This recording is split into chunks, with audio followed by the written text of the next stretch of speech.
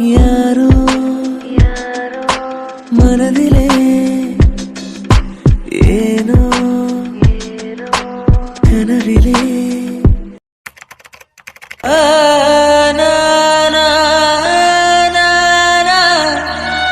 இத்தனை வருஷமா உங்களை தானமா நான் தேடிட்டு இருந்தேன்.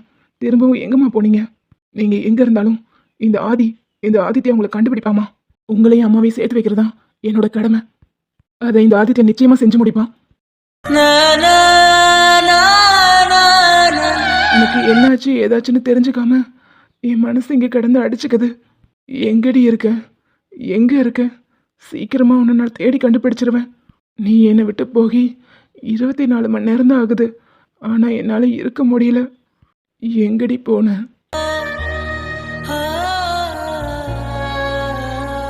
இந்த ஜென்மத்துல என் பொண்டாட்டினா அது நீதான். நான் உன்னை எப்படியாவது தேடி கண்டுபிடிச்சிருவேன். எனக்கு அந்த நம்பிக்கை முழுசா இருக்கு. நீ எனக்கு தாண்டி. உனக்கு எதுவும் ஆக நான் விட மாட்டேன். ஏப்பா இந்நேரத்துல இங்க என்ன பண்றீங்க? சீக்கிரம் கிளம்புங்கப்பா. இப்போ கிளம்ப வேணாம் யுவன். தயவு செஞ்சு கிளம்புங்க. பார்க்க க்ளோஸ் பண்ற டைம் ஆயிடுச்சு. ஏதோ இப்போ கிளம்பிடுறேண்ணா. பார்க் ஏதோ இவனுங்க அப்பா வீட்டு சொத்து மாதிரி இங்கேயே வந்து கிடக்குறானுங்க. பண்றீங்கப்பா, நீங்க என்ன வீட்டுக்கு போலையா? இல்ல ஆதி சார், எனக்கு மகா நினைப்பாவே இருக்கு. என்னால வீட்டுக்கு போய் நிம்மதியா தூங்க கூட முடியல. அவளை தேடி தேடி அலைஞ்சிட்டே இருக்கேன். வேலை முடிஞ்சதும் இந்த பக்கம் ஃபுல்லா தேடினேன். எங்கேயாவது என் கண்ணில் அவ பற்ற மாட்டாளான்னு ஒரே ஏக்கமா இருக்கு. இந்த நேரத்துல நீங்க இங்க என்ன பண்றீங்க? எனக்கு கொஞ்சம் மனசு சரியில்லை, அதனால இங்க வந்து உட்காந்துருந்தேன். ஓ சரிங்க ஆதி சார், நீங்க கிளம்புங்க, நானும் கிளம்புறேன். நீங்க கவலைப்படாதீங்க, நிச்சயமா மகமா கிடைப்பாங்க. ஒர்க் முடிஞ்சதும் நானும் ஒரு இடம் விடாம தேடி பார்த்துட்டு தான் இருக்கேன். என்னால முடிஞ்ச அளவுக்கு நானும் முயற்சி பண்ணிட்டு தான் இருக்கேன். கவலைப்படாதீங்க. இது என் ஒய்ஃப் கிட்ட சொன்னதுக்கு அவங்க ஒரு ஐடியா கொடுத்துருக்காங்க. அதுபடி நான் மகாமாவை தேடி பார்க்குறேன். எதுக்கு ஆதி சார் உங்களுக்கு சிரமம்? நீங்க உங்க வேலையை பாருங்க, நான் பார்த்துக்கிறேன். இது உங்களுக்கு புரியாதுப்பா. இது அம்மாவுக்கும் மகனுக்கும் நடக்கிற பாச போராட்டம். என்னுடைய இத்தனை வருஷ தேடல நான் திரும்பவும் தொலைச்சிருக்கேன். உங்களை விட எனக்கு தான்ப்பா வலி அதிகமா இருக்கும். என் அம்மாவை தேடி கண்டுபிடிச்சு உங்ககிட்ட ஒப்படைக்க வேண்டியதான் என்னோட பொறுப்பு, என்னோட கடமை. அதை நான் நிறைவேற்றியே தீருவேன். என்னாச்சு சார், சடனா சைலண்ட் ஆயிட்டீங்க? ஒன்றும் இல்லை இவன், நீங்க இப்படி அங்கேயும் தெரிஞ்சு உடம்புக்கு எடுத்துக்காதீங்க. வீட்டுக்கு கிளம்புங்க. மகாமாவை சீக்கிரம் கண்டுபிடிச்சிடலாம். நீங்க கவலைப்படாம வீட்டுக்கு போங்க. சரிங்க ஆதி சார், நான் கிளம்புறேன். ஆதி, நாளைக்கே நல்ல நாளாக இருக்கு. அதனால உங்கள் 2 பேருக்கு முதல் இரவை நாளைக்கே வச்சுக்கலான்னு முடிவு பண்ணியிருக்கு. இல்லக்கா, இன்னொரு நாள் பார்த்துக்கலாம். இப்போதைக்கு எதுவும் ஏற்பாடுலாம் பண்ண வேண்டாம். ஆதி நல்லா யோசிச்சுக்கோ. அப்புறம் டேட் தள்ளி போச்சுன்னா அடுத்த நித்யா சத்யானு யாராவது உள்ள வந்துட்டு போறாங்க. மாம்சு, நான் இப்போ காமெடி பண்ற மூட்ல இல்ல. தேவையில்லாம பேசி வாங்கி கட்டிக்காத. இங்கே பாரு, ஒரு பக்கம் மகாவை தேடிட்டு தான் இருக்காங்க. அவங்க கிடைச்சிருவாங்க. அவங்க அம்மா அப்பா என்ன பண்ணிட போகிறாங்க? மிஞ்சி மிஞ்சி போனால் எங்கேயாவது மறைச்சு பத்திரமா வச்சுருப்பாங்க. அதனால பயப்பட வேண்டாம். ஆதி சொல்ற நீ தப்பா எடுத்துக்காத. இப்போ அவங்கள தேடி கண்டுபிடிச்சு கூட்டிட்டு வந்தாலும் ஒரு பிரயோஜனமும் இல்லை. 2 பேரும் படிப்பு முடிச்சு யுவன் ஒரு நல்ல பொசிஷனுக்கு வர வரைக்கும் அவங்கள சேர்த்து வைக்கிறதுங்கிறது ரொம்ப கஷ்டம். ஒருவேளை அந்த பொண்ணை தேடி கண்டுபிடிச்சு கூட்டிட்டு வந்தாலும் யுவன் எப்படி அவளை பார்த்துப்பான்? அதான் நம்மளாம் கூட இருக்கோம்ல, நம்ம பார்த்துக்கலாம். டேய், இந்த பூர்வ ஜென்மம் புனாக்கு ஜென்மம் இதெல்லாம் தூக்கி போட்டுட்டு வெறும் காலேஜ் ஸ்டூடெண்ட்டாக அவங்களை யோசிச்சு பாரு.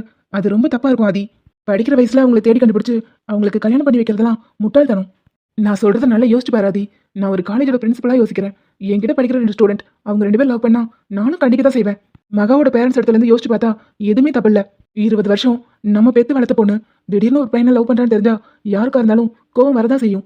அந்த கோவத்துலதான் அந்த பொண்ணு இங்க இருந்து அவங்க அனுப்பி வச்சிருக்காங்க. நம்ம அந்த பொண்ணை தேடி கண்டுபிடிச்சு சேர்த்து வைக்கிறது அவ்வளவு முறையா இருக்காது. என்ன மாம்சு இப்படி பேசிட்டு இருக்கீங்க? அவங்க யாருன்னு தெரியும்ல. சரிடா, உங்க பாயிண்ட் ஆஃப் வியூ படி அவங்க ஓ அம்மாப்பா ஒத்துக்கிறேன். ஓ மூலமா அவங்க சேரணுங்கிறது விதி. அப்போ விதியே அவங்களை சேர்த்து வைக்க போதுங்கும் போது நம்ம எதுக்காக இவ்வளோ சிரமப்படணும்? இதுல ஃபீல் பண்ண வேண்டிய அவசியமே இல்லை. விதிப்படி எல்லாமே தானே நடக்கும். அதனால இப்படி வருத்தப்பட்டு அவங்களை தேடி அலையறதை விட்டுட்டு நீங்க உங்க வேலையை பாருங்க. முடியாது, என் அம்மா அப்பாவை நான் தேடி கண்டுபிடிக்காம என் வாழ்க்கையை நான் சந்தோஷமா அமைச்சுக்க மாட்டேன். பெருசி, நீ என்ன சொல்ற? எனக்கு என்ன பதில் சொல்றதுனே தெரியல பங்கு. நீங்க சொல்றது எல்லாமே கரெக்ட் தான். நீங்க ஒரு பிரின்சிபல், அவங்க ஸ்டூடெண்ட்ஸ். அந்த பாயிண்ட் ஆஃப் இருந்து நீங்க யோசிக்கிறீங்க. அப்படி பார்க்கும்போது நீங்க சொல்றது கரெக்ட் தான். ஆனா மச்சான் இடத்துல இருந்து யோசிச்சு பார்க்கும்போது மச்சான் சொல்றதும் சரிதானே. எத்தனையோ நாள் என் மச்சான் அவங்க அம்மாவை தேடி அழுது என் மடியில படுத்துதான் தூங்கியிருக்காரு. அப்பெல்லாம் என்னால ஆறுதல் மட்டும்தான் சொல்ல முடிஞ்சிச்சு. ஆனா இன்னைக்கு அவங்க கண்ணு முன்னாடி வந்துட்டு திரும்பவும் காணாம போயிட்டாங்க. அவங்கள தேடி கண்டுபிடிச்சு சேர்த்து வைக்க முடியாட்டியும் அவங்க எங்க இருக்காங்க, நல்லா இருக்காங்கன்னு தெரிஞ்சுக்கணும்ல. அவங்கள தேடி கண்டுபிடிக்கணும், அவ்வளவுதானே. அருண் ஒரு விஷயம் சொல்லியிருக்காரு. கனடால அவங்களுக்கு தெரிஞ்ச ஒரு ஃபேமிலி இருக்கான். மேபி மகாவை அங்கதான் அனுப்பியிருப்பாங்களோன்னு அவர் சந்தேகப்படுறாரு. இல்ல மாம்சு, வாய்ப்பே இல்ல. டிக்கெட் புக்கிங்ல போய் நான் விசாரிச்சுட்டு வந்தேன். எந்த டிக்கெட்டும் அவங்க பேர்ல புக் ஆகல. அப்போ ஒரு பிரச்சனையும் இல்ல. இங்கதான் பக்கத்துல எங்கேயாவது இருக்கணும். மேபி கொஞ்ச நாள் காலேஜ் கிளப்பாம வீட்டுல வச்சிருப்பாங்க. சீக்கிரம் கண்டுபிடிச்சிடலாம். ஸோ இதை நினைச்சு ஒரி பண்ணாம நீங்க உங்க லைஃபை வாழ பாருங்க. சரி கைல்மா, நீ ரெஸ்ட் எடு. நான் போய் இவனை பார்த்துட்டு வந்துடுறேன். எதுக்குங்க? இன்னைக்கு லீவ் தானே, வீட்டில் இருப்பான். சித்தி கால் பண்ணாங்க. ரொம்ப ஃபீல் பண்ணி அழுதுட்டே இருக்காங்க. அவன் டைமுக்கு இப்பெல்லாம் வீட்டுக்கே போறது இல்லையா. அதான் அவன் நினைச்சு ரொம்ப கவலைப்படுறாங்க. ஓ அப்படியா? சரி, நானும் கூட வரேன். நீயா? எதுக்குடா இந்த நேரத்துல அங்கேயும் இங்கேயும் அலைஞ்சிட்டு? நீ ரெஸ்ட் எடு, நான் பாத்துக்கிறேன்.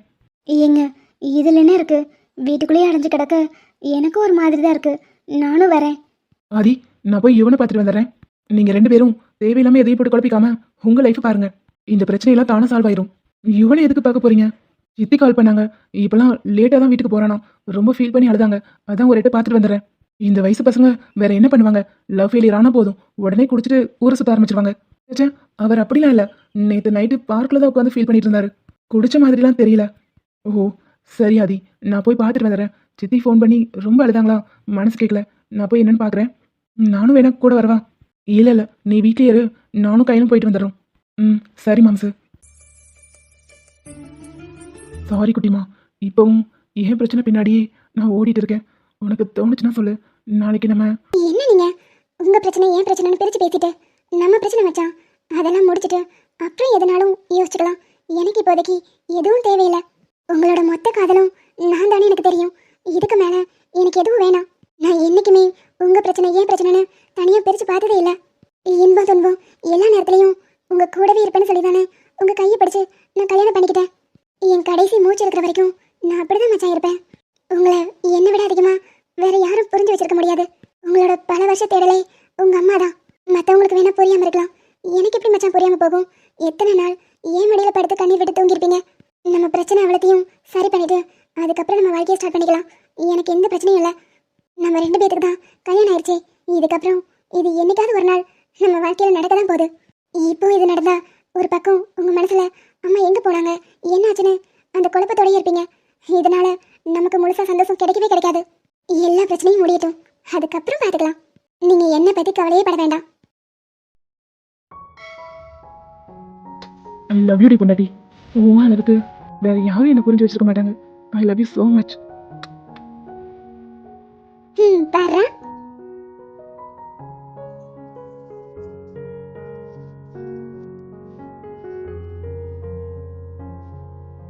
அப்புறம் காவியாட்ட கால் பண்ணியிருந்தாங்க விருந்துக்கு வர சொல்லி. அவங்க கிட்ட நான் என்ன சொல்லட்டும்? நம்ம போயிட்டு வந்துடலாம் குட்டிமா. நிஜமாவா? ஆமாடி, என்னால உனக்கு இந்த சந்தோஷத்தையும் தர முடியல. அங்க போயிட்டு வந்தா நீ ஹாப்பியா இருப்பேன்னு எனக்கு தெரியும். சித்தப்பா கிட்ட இதை பத்தி சொன்னா அவரும் கொஞ்சம் ஹெல்ப் பண்ணுவாரு. ஹே ஹே, அப்ப இது எனக்காக இல்ல, இதுவும் உங்க அம்மாக்காக தான். சேச்சே, உங்க 2 பேருக்காக தான். ஒரு பக்கம் அம்மாவையும் தேடுறதுக்கு ஒரு வழி கண்டுபிடிச்ச மாதிரி இருக்கும். நீயும் ஹாப்பியா இருப்பல. சரி, உனக்கு கேட்கவா? உங்களுக்கு அம்மா ரொம்ப பிடிக்குமா இல்ல என்ன ரொம்ப பிடிக்குமா? 2 கண்ணுல எந்த கண்ணு வேணும்னு கேட்டா நம்ம என்ன சொல்லுவோம்? அதே மாதிரிதான் இதுவும். எனக்கு நீங்க 2 பேருமே 2 கண்ணு மாதிரி. இதெல்லாம் ஆகாது. நீங்க ஏதாவது ஒண்ணு சூஸ் பண்ணுங்க. இல்ல குட்டிமா, எனக்கு எப்பவுமே நீங்க சொல்லவே வேண்டாம். உங்களுக்கு அம்மா தான் ரொம்ப பிடிக்கும்னு எனக்கு தெரியும். நீங்க அம்மா பையன் தான்.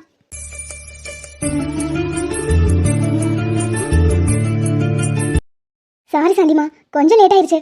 அட பரவாயில்லமா, இருக்கட்டும். நீங்க முனுசாமி டீ கொடுத்து விடலாம்ல. நீங்களே நேர்ல வரது எனக்கு மனசுக்கு ரொம்ப சங்கடமா இருக்கு. ஊர் தலைவரோட பொண்டாட்டி நீங்க இவ்வளவு தூரம் வரலாமா? சாந்திமா, இந்த ஊருக்கு நாங்க எப்படி வந்தோன்னு எங்களுக்கு இன்னும் ஞாபகம் இருக்கு. ரோட்டோரமா ஆக்சிடென்ட் ஆகி கிடந்த எங்களை காப்பாத்தி இந்த ஊர் மக்கள் தான் எங்களை இந்த உயரத்துல வச்சிருக்காங்க. நீங்க இந்த ஊருக்கு அம்பிட்டு நல்லது செஞ்சிருக்கீங்க. அதனாலதான் இந்த ஊர் மக்கள் உங்களை கொண்டாடுறாங்க.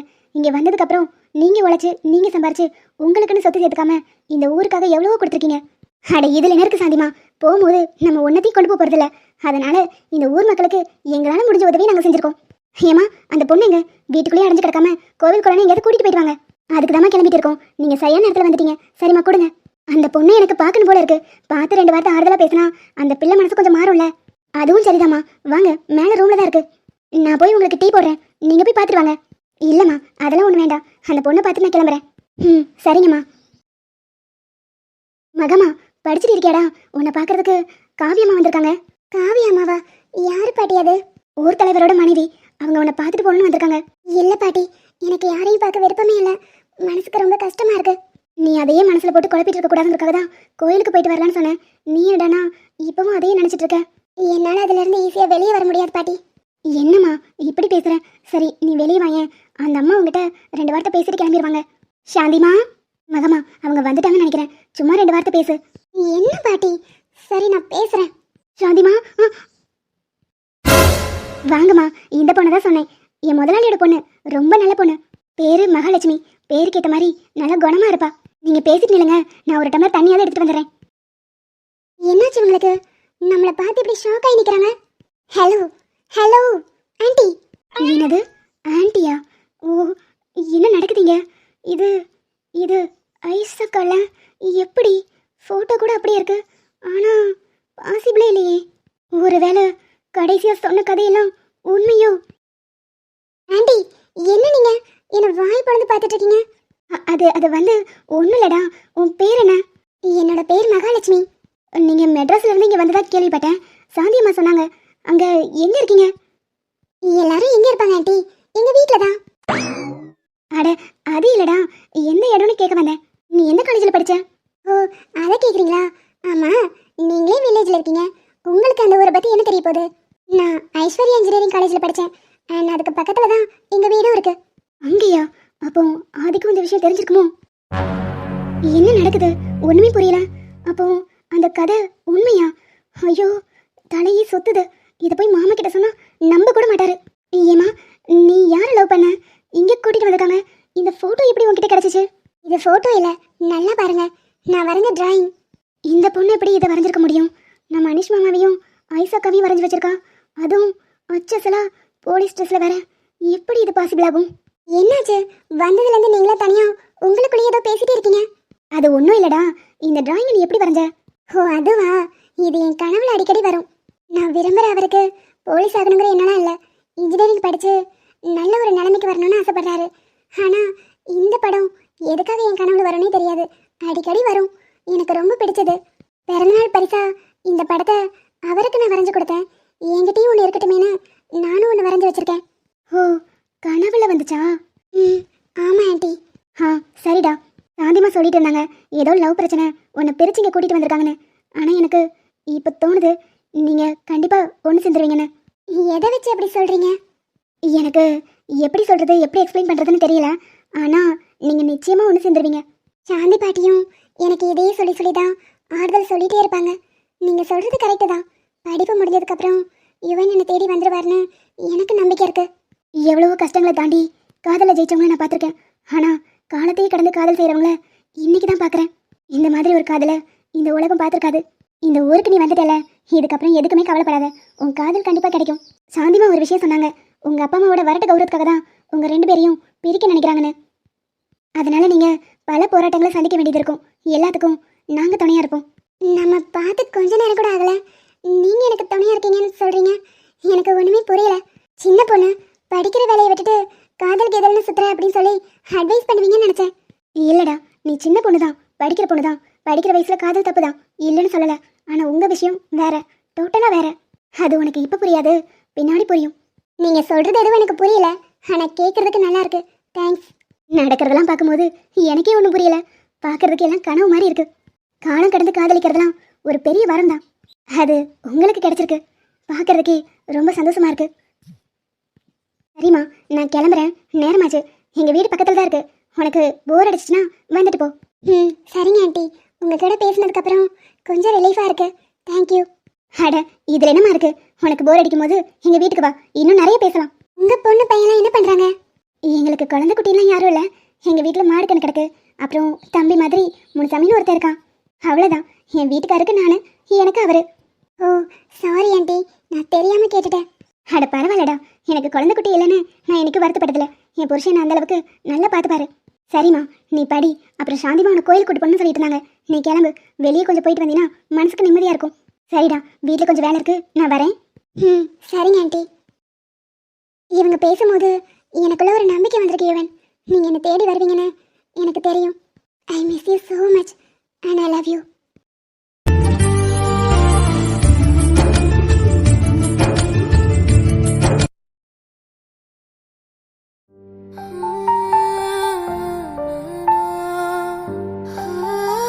ஏய் என்னடி வழிவிடு. அண்ணே உனக்கு என்னதான் பிரச்சனை? டைம் பாரு, மணி 12. இப்பதான் நீ வீட்டுக்கே வர. காலேஜ் முடிஞ்சதும் வேலைக்கு போறதெல்லாம் சரிதான், ஆனா வேலை முடிஞ்சதும் நீ வீட்டுக்கு தானே வரணும். ஏய் வழிவிடுறி. இங்க பாரு, நீ உன்னையும் கஷ்டப்படுத்திட்டு எங்களையும் சேர்த்து கஷ்டப்படுத்திட்டு இருக்க. பாவம் அம்மா அப்பா உன்கிட்ட சொல்லவும் முடியாம மனசுக்குள்ள போட்டு புழுங்கிட்டு இருக்காங்க. நீ அவங்கள பத்தி கொஞ்சமாவது யோசிச்சு பாத்தியா? அவங்க நிலைமையில இருந்து யோசிச்சு பாரு.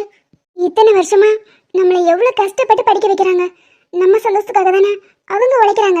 நீ இப்படி சோகமா தெரிஞ்சிட்டு இருந்தா அவங்க மனசு என்ன பாடுபடும்? அதெல்லாம் எனக்கு புரியாம இல்லை பாப்பா. என் மக எங்க இருக்கான்னு தெரிஞ்சுக்கிட்டா போதும், அதுக்கப்புறம் நான் நிம்மதியா இருப்பேன். அது வரைக்கும் அவளை தேடி அலையிறத நான் நிறுத்த மாட்டேன். லூசா நீ? இல்ல லூசான்னு கேக்குறேன். எங்க இருந்தாலும் மகாக்கா பத்திரமா தான் இருப்பாங்க. அவங்க அப்பா அம்மா என்ன அவங்கள கொலைய பண்ணிட போறாங்க? அவங்களுக்கு என்னாச்சும் ஏதாச்சும் யோசிக்கிறியே, எங்களை பத்தி யோசிக்கிறியா? நீ இத்தனை மணிக்கு வீட்டுக்கு வந்தா எங்க மனசு எவ்வளவு கஷ்டப்படும். உனக்கு என்னாச்சும் ஏதாச்சும்னு நாங்க வீட்டுல உயிரை கையில பிடிச்சிட்டு உட்காந்துட்டு இருக்கோம். பாருடி, நான் என்னைக்குமே தப்பான வழியில போக மாட்டேன். அண்ணே நீ தப்பான வழியில போக மாட்டேன்னு எனக்கும் தெரியும். ஆனா நீ அன் டைமுக்கு வீட்டுக்கு வர, அதை நினைக்கும் போது மனசை பதறுது. உனக்கு என்னாச்சும் ஏதாச்சும்னு அவங்க தூங்குறதே இல்லை. பாவம் அவங்க. இதுக்கு மேலேயும் அவங்களுக்கு கஷ்டத்தை கொடுக்காத. இனிமேலாவது நேரத்தோட வீட்டுக்கு வா. மகாக்காவை நம்ம கண்டுபிடிக்கலாம், பொறுமையா தேடிக்கலாம். 2 வருஷம் டைம் இருக்கு. அவங்களுக்கு உடனே எல்லாம் கல்யாணம் பண்ணிலாம் வைக்க மாட்டாங்க, பார்த்துக்கலாம்.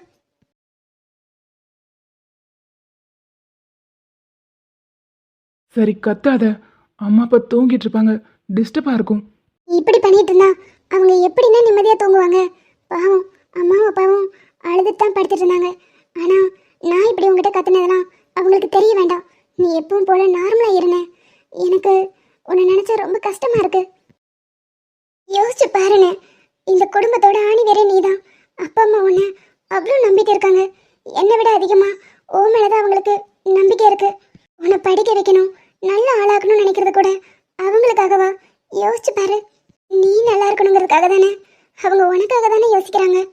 அவங்கள நீ இப்படி கஷ்டப்படுத்தலாமா? நீ வருத்தப்படுறதெல்லாம் சரிதான், ஆனா அதுக்காக இப்படி எங்களை கஷ்டப்படுத்தணுமா? நீ யோசிச்சு பாருன்னு. காதலிக்கிறோன்னு தெரிஞ்சா இந்த குடும்பத்திலேயாவது ஏத்துக்குவாங்களா?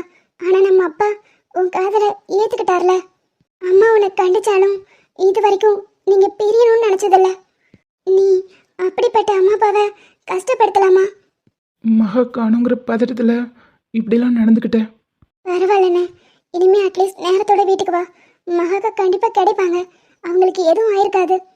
சாரி ஆர்த்தி, நான் யோசிக்க வேண்டியதெல்லாம் அம்மா அப்பாக்காக நீ யோசிச்சிருக்க. தேங்க்ஸ். என்னண்ணே லூஸ் மாதிரி என்கிட்ட போய் தேங்க்ஸ் சொல்லிட்டு? நான் உன் தங்கச்சிண்ணே. நீ அழாத.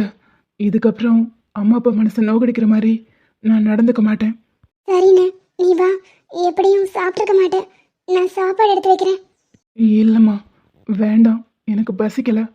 இப்போ நானே சொன்னேன், தயவு செஞ்சு வா, 2 வாய் சாப்பிடு. அப்பதான் அம்மா அப்பாவும் சாப்பிடுவாங்க. என்னது, அவங்களும் சாப்பிடலையா? நீ தானே இந்த குடும்பத்துக்கு எல்லாமே. நீ சாப்பிடாம இருக்கும்போது நாங்கள் மட்டும் எப்படி சாப்பிடுவோம்? சாரி ஆர்த்தி, என் கஷ்டத்தினால உங்களையும் நான் சேர்த்து கஷ்டப்படுத்திட்டேன். இதுக்கப்புறம் இனிமே நடக்காது. நான் அம்மாவை கூட்டிட்டு வரேன். இவனின் கவனம் உறங்கி போகாது, கனவில் கூட சாப்பிடுவாங்கம்மா. அப்பா சாப்பிடுவாங்க. எனக்காக நீங்க பட்னியா கிடக்குறீங்க. வாங்கப்பா. என்னைய கேட்ட தம்பி, உனக்காக நாங்க ஏன் சாப்பிடாம கிடக்குறோம்னா, நீ 3 வேளை சாப்பிடணுங்கிறதுக்காக இந்த மனுஷன் ஒரு வேளை சாப்பிட்டுட்டு எத்தனையோ நாள் தூங்கியிருக்காரு. நாங்க கஷ்டப்பட்டாலும் நீ என்னைக்குமே கஷ்டப்பட கூடாதுன்னு நினைக்கிறோம். நீ என்னடானா யாரோ ஒரு பொண்ணுக்காக சாப்பிடாம கொள்ளாம கிடக்குற. ஏயா அந்த பொண்ணை பத்தி இவ்வளோ யோசிக்கிறியே, எங்களை பத்தி கொஞ்சமாவது யோசிச்சு பாத்தியா? மன்னிச்சிருங்கம்மா, இனிமே அப்படி நடந்துக்க மாட்டேன். தம்பி, காதலுக்கு நாங்கள் ஒன்றும் எதிரி இல்லை. நீ படித்து முடிச்சதுக்கப்புறம் நாங்களே அந்த பிள்ளை வீட்டில் பேசுகிறோன்னு சொல்லியிருந்தோம். ஆனால் அதுக்கு முன்னாடி ஏதோ ஒரு பிரச்சனை நடந்து அந்த பிள்ளை உன்னை விட்டு பிரிஞ்சு போகிற மாதிரி சூழ்நிலை ஏற்பட்டுருச்சு. அந்த பிள்ளையை நீ தேடு, நாங்கள் வேண்டான்னு சொல்லலை. அதுக்காக நீ ஒன்னையே வருத்திக்காத. நீ சாப்பிடாம கொள்ளாம ராத்திரி லேட்டாக வரும்போது மனசெல்லாம் பதறுது. நீ நல்லா இருக்கியோ இல்லையான்னு யோசிச்சு எங்களுக்கே ஏதாவது ஆயிரும் போல. என்னம்மா இப்படிலாம் பேசுகிறீங்க? அப்படிலாம் பேசாதீங்கம்மா, எனக்கெல்லாம் எதுவும் ஆகாது. நான் சாப்பிட்றேன், நீங்களும் வாங்க. வாங்கம்மா, வாங்கப்பா. நான் தான் சொல்கிறேன்ல, இந்த பிரச்சனையை நான் பார்த்துக்கிறேன்.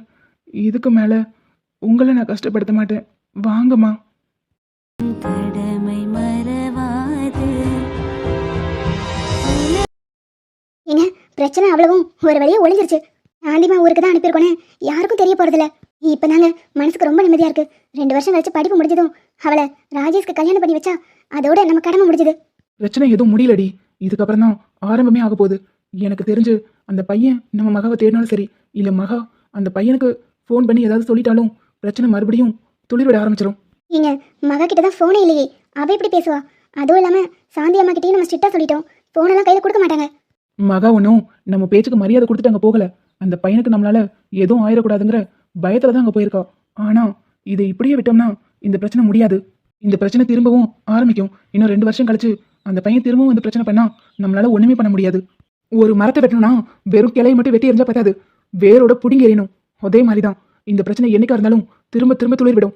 அதனால மொத்தமா வெட்டி எறிய போறேன். ஏங்க எனக்கு புரியல, தெளிவா சொல்லுங்க. அந்த பையன் உயிரோட இருக்கிற வரைக்கும் இந்த பிரச்சனை முடியாது. மகா படிப்பு முடிச்சதும் அவன் தான் வேணும் நின்னா நம்மளால ஒன்றும் செய்ய முடியாது. அந்த பையனை நம்ம ஒன்றும் செய்ய மாட்டோங்கிற நம்பிக்கையில தான் அவங்க போயிருக்கா. ஆனா அவனை கொண்டுட்டு அதை ஆக்சிடென்ட் மாதிரி மாத்திட்டா அதுக்கப்புறம் அந்த பையன் உயிரோடவே இருக்க மாட்டான். அவளாலையும் திரும்ப அவனை சேரவே முடியாது. அதுக்கப்புறம் நம்ம பொண்ணுக்கு வேற ஆப்ஷனே இல்லை. நம்ம சொல்ற பையனை தான் கல்யாணம் பண்ணி ஆகணும்.